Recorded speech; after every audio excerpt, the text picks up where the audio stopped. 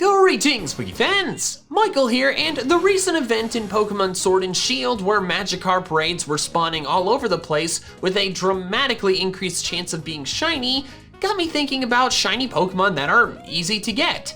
So I thought it would be fun to go through every single main series Pokemon game and figure out what the easiest shiny Pokemon to find are in all of them. The only real disclaimer I have is that event distribution shiny Pokemon, like the shiny Zygarde you could get from an event, don't count. You're not finding those shiny Pokemon in-game, you're being given them via the internet. So don't forget to subscribe to my channel so I can hit that big 1 million sub milestone soon, and let's get started with Generation 1, the games being Red, Blue, and Yellow. Now, I know what a lot of you are thinking, how can there be the easiest shiny Pokemon in Generation 1 when shiny Pokemon didn't exist until Generation 2? Well, first off, it is possible for a Pokemon captured in a Generation 1 game to become shiny when it's transferred to a later generation game. Back then, shininess was determined by the Pokemon's IVs, so if a Pokemon found in Generation 1 happened to have the right IVs, it would then turn shiny when transferred to a game that could display that shininess. This is true in both the original versions of the Gen 1 games where they can be traded to a Gen 2 game, and in the Virtual Console version of the Gen 1 games, where the Pokemon can then be transferred to Pokemon Bank. So we've established that shiny Pokemon can technically be found in Gen 1. However, there's not really any of them that are particularly easy to get. The odds are about 1 in 8,192 across the board, and there's no methods to increase that. In fact, there's actually some locations like caves, for example, where the IVs that you can find the Pokemon with are predetermined, meaning they can never be shiny. However, there is actually a sort of glitch method that can give you a guaranteed shiny in the Generation 1 games. But there's two catches that go along with it. The first is that you already have to have a Pokemon you know to be shiny in a Generation 1 game, and the other is that the only Pokemon you can make shiny via this method is Ditto. The method is kinda quirky. First off, as I said, you need a shiny Pokemon in a Gen 1 game that you know to be shiny already, meaning it has the correct IVs. The easiest way to get this is by trading the red Gyarados from a Gen 2 game into a Gen 1 game. Once it's in the Gen 1 game, you teach it Mimic via the use of a TM.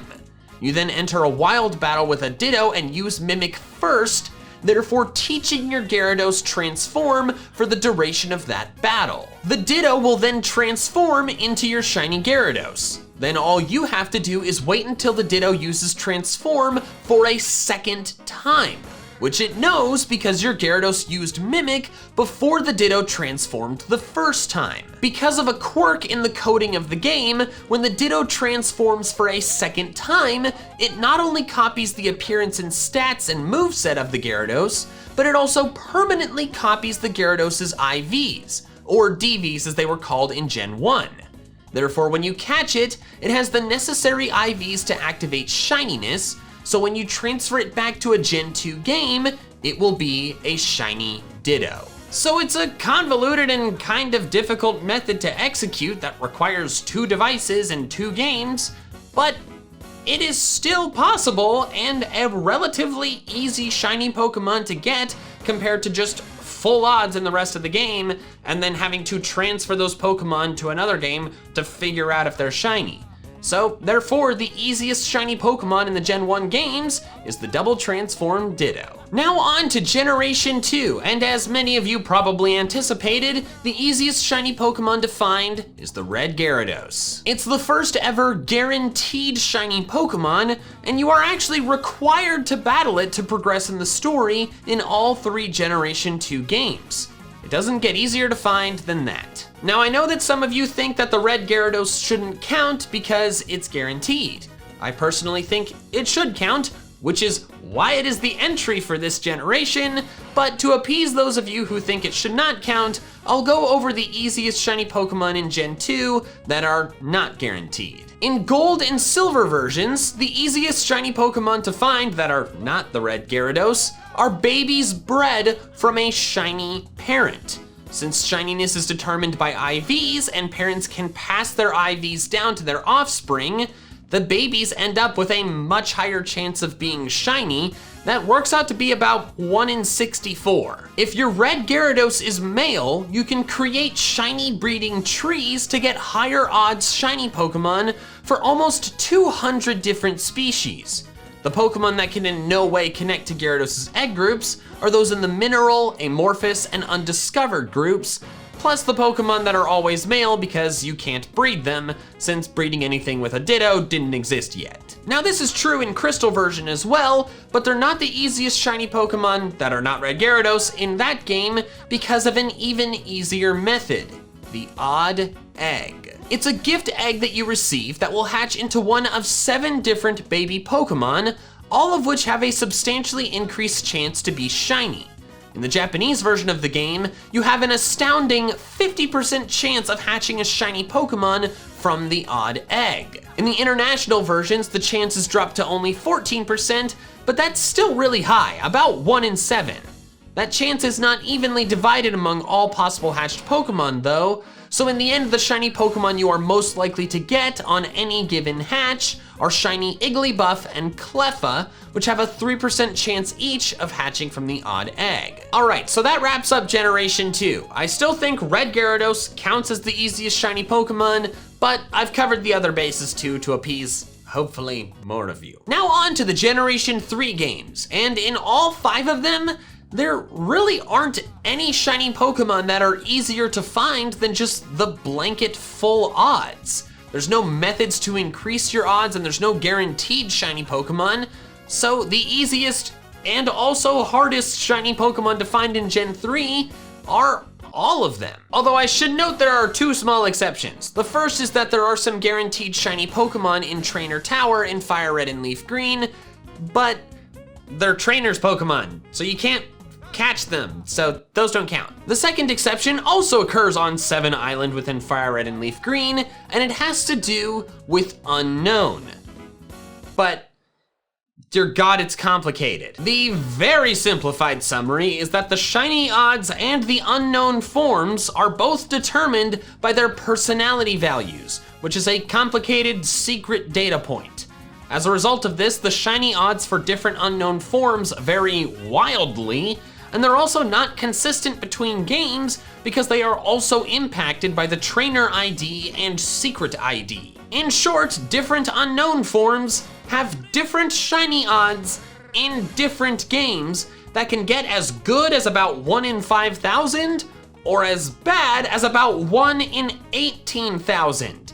So it is super complicated and also super inconsistent, so therefore I don't think they should count as any easier than just the blanket full odds Pokemon. Now on to Generation 4. First, I'll cover the easy one, the Red Gyarados in Heart Gold and Soul Silver. It makes its return in a very similar fashion to its first appearance, a guaranteed shiny that you have to battle. Like was the case in Generation 2, it doesn't get easier than that. Meanwhile, Diamond, Pearl, and Platinum do not have any guaranteed shiny Pokemon, but they did introduce 2 methods that can make it easier to find shiny Pokemon. Only one of these methods is in Heart Gold and Soul Silver, but since those games have Red Gyarados, the Red Long Boy wins in those games. The first is one that many of you have probably heard of and have probably even used at some point, that being the Masuda method. If 2 parents in the daycare originate from 2 different language games, their offspring have a dramatically increased chance of being shiny. In the Generation 4 games, the Masuda method odds are about 1 in 1,683. If you don't think the Red Gyarados should count as the easiest shiny Pokemon in Heart Gold and Soul Silver, then Masuda method Pokemon are the easiest in those games. However, the Sinnoh games have a second method that Heart Gold and Soul Silver do not, that being the PokeRadar. This method requires a bit of skill and practice, but if you are able to get a 40 chain, each shaking grass patch has shiny odds of about 1 in 200. Since you can see a maximum of 4 grass patches shaking at one time, this results in an effective rate of about 1 in 50. Therefore, PokeRadar shiny Pokemon are the easiest to get in Diamond, Pearl, and Platinum. because odds of about 1 in 50 are way better than the Gen 4 Masuda method odds. Also, before I move on from Generation 4, I should acknowledge that there's a glitch that has to do with using Cute Charm that can result in dramatically increased shiny odds of like 1 in 3 or something like that.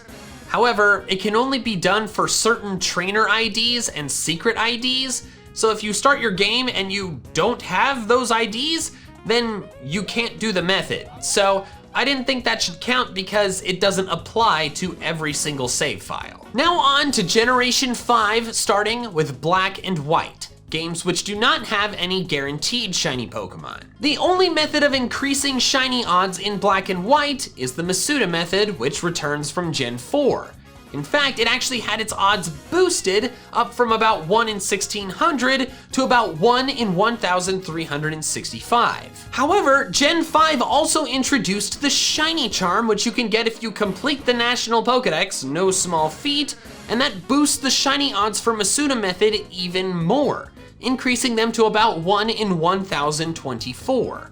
So, while it's difficult to get the Shiny Charm, it does make the shiny Pokemon easier to find, so therefore the easiest shiny Pokemon in Black and White are Shiny Charm Masuda method Pokemon. Black 2 and White 2 would be the same, but these games feature guaranteed shiny Pokemon. In both games, you can get a shiny Haxorus in the Nature Preserve, which you can access once you've seen every Pokemon in the Unova Pokedex. In Black 2, you can get a shiny Gible as a reward for beating Banga in Black Tower, and in White 2, you can get a shiny Dratini for beating him in White Tree Hollow. Of course, if you don't think guaranteed shiny Pokemon should count, then Masuda method is the easiest one in Black 2 and White 2 as well. Now moving on to Generation 6, which boosted shiny odds across the board for all Pokemon from 1 in 8,192 to 1 in 4,096. So, all shiny Pokemon got easier to find, but there were still methods that made shiny Pokemon much easier to find. First, in X and Y, the Pokeradar returns, but we don't have as clear of data on it as we do for the Gen 4 version, and there are multiple variables that make things different. While it can result in easier shiny Pokemon, I can't count it as the easiest because we don't have the specifics. The Friend Safari has increased odds, having about 1 in 819 without Shiny Charm and 1 in 585 with it. The Masuda method is still better than that though. Because of the boost to the full odds, the Masuda method odds were increased to 1 in 683. And with the Shiny Charm, they get all the way up to 1 in 512. But none of these methods can hold a candle to chain fishing. As you reel in more and more of the same species in a row, your shiny odds increase with each bite. Those odds cap at a chain of 20, giving you a shiny rate of about 1%. That is an excellent shiny rate. That is so good that getting the Shiny Charm only increases the odds from about 1 in 100 to 1 in 95. So chain fishing Pokemon are by far the easiest shiny Pokemon in X and Y. In Omega Ruby and Alpha Sapphire, instead of the Pokeradar, they have the Dex Nav, which can boost shiny odds, but it's complicated. If one of you can understand this paragraph, that's great. But basically all I can gather is that as you get to search levels in the several hundreds, you are increasing your odds by 0.01% every 100 or so. Also, apparently it'll randomly give you way better odds at random points in the middle. It's a mess that I barely understand, but even so, it's still clear to me that it would take you a really long time to get to shiny odds of 1%, where with chain fishing you can get there in only 20.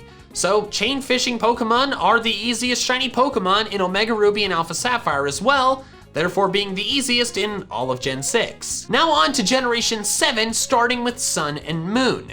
Masuda method does make a return with the same odds as Generation 6, but there's another method that has even easier shiny Pokemon, that being SOS battles. Once you've had 31 successful SOS calls, your shiny odds are about 1 in 315 without the Shiny Charm and 1 in 273 with it. The chain number resets when you hit 255, but you can get it back to a full 31 chain at 286. Therefore, the easiest shiny Pokemon in Sun and Moon are SOS called Pokemon. In Ultra Sun and Ultra Moon, the SOS battling method still exists and is actually a bit better since it doesn't reset your chain at 255. However, there's another new method that makes shiny Pokemon even easier to find by a lot. That being the Ultra Warp Ride. Depending on how far you fly, the number of rings of the wormhole you enter, and whether or not you've caught the legendaries, you can get fantastic shiny odds for the non-legendary and non-Ultra Beast Pokemon. Max level wormholes are guaranteed to give legends, but if you've caught all of them, those flower-shaped wormholes can give you a shiny rate of up to 36%, which is ridiculous. The shiny charm does not impact these odds. Ultra Warp Ride shiny Pokemon are so easy to get that it didn't take me very long to get at least one of all 20 species. So if you've never gotten a shiny Pokemon and you want to get one, just do the Ultra Warp Ride a few times. You're gonna get one. And finally for Gen 7, Let's Go Pikachu and Let's Go Eevee. Since these games don't feature breeding, there is no Masuda method, so the only method of increasing your shiny chances is the catch combo method. This is the table of the various chances, which as you can see, max out at 1 in 273.